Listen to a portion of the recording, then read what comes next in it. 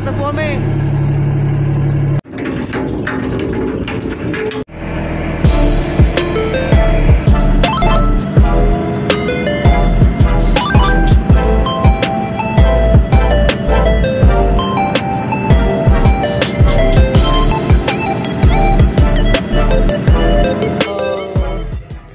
At the moment, time check,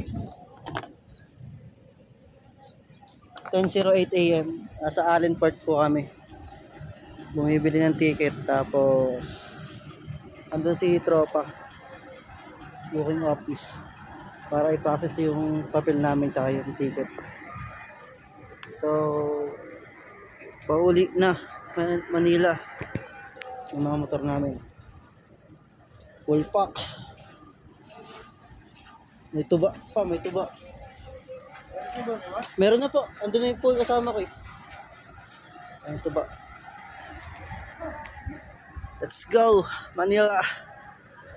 Shoutout Samar. Maraming salamat.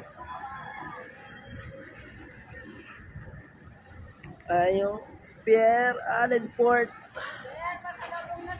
Iba pala yung port dito na papunta. Pabalik tsaka binabaan. Wala na ho eh. Dami na ho. Wala na ho kami pamasahe. Ano rin yung... Kami ho, andun ho kasama ko eh. yung pili na. Andun pa ho kasama ko eh. Ano ho ba to? Pinya to pinipig na lang. Ah, pinipig. Tanda. Ito naman pili nuts.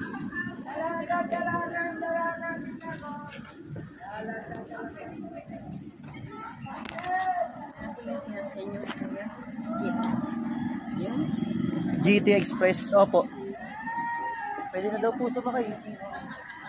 Oo, nakasay siya mo. Ah, okay. Mamaya pa po. Mga piyo. Sakto, may 100 pa.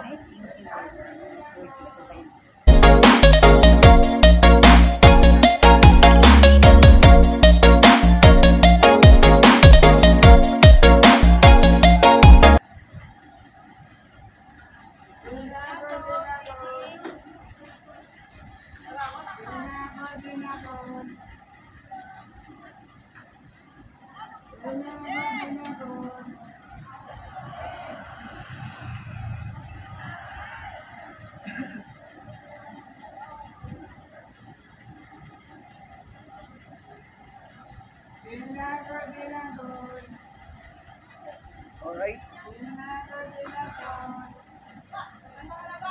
Rider's life.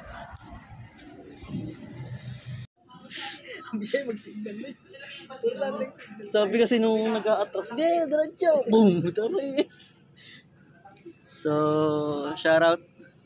Sobrang pagmamadali namin. Hindi naman po kami pirata o yung walang ticket pero umasakay ng barko. Hindi naman po kami mga ganun.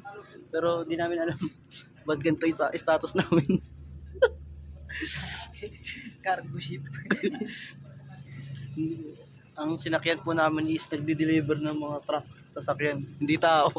Deliver po ta nagtatawid. Ay, nagtatawid pala. So, okay naman siya for the view. Yan yung view natin.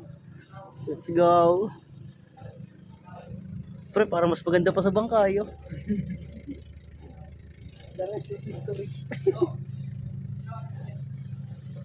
Yung mga naprig, kuha tayo nyo panali. Pumbatang. Pumbatang. Pre, makikita natin kung paano kinukuha yung angklas. Bandang ulit, napapabor pa pala yung pwesto namin kasi makikita namin kung paano pinapatakbo yung barko dito. Ang kaso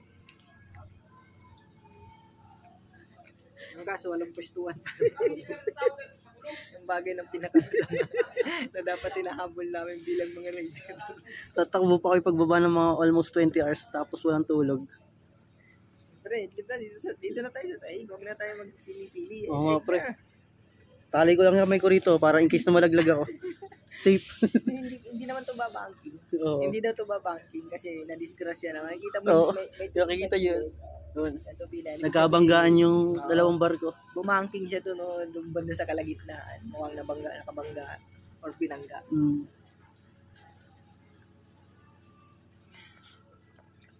Ayan na. Ayan na. Okay, gamitin natin sa motor. Pambata. Siyempre magandang kadyan yan. Oo, ayun na. Ayan na yung ano. Yung angkla ni Noah.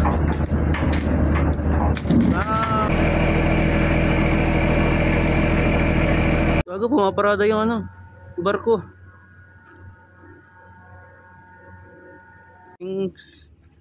Ganito po buhay namin dito sa barko.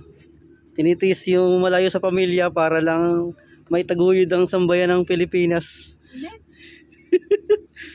Ito po yung pinapasukan namin barko.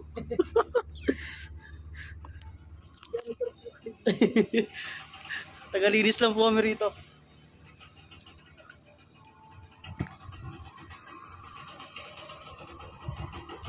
Yan yung Kapitan Pilotos.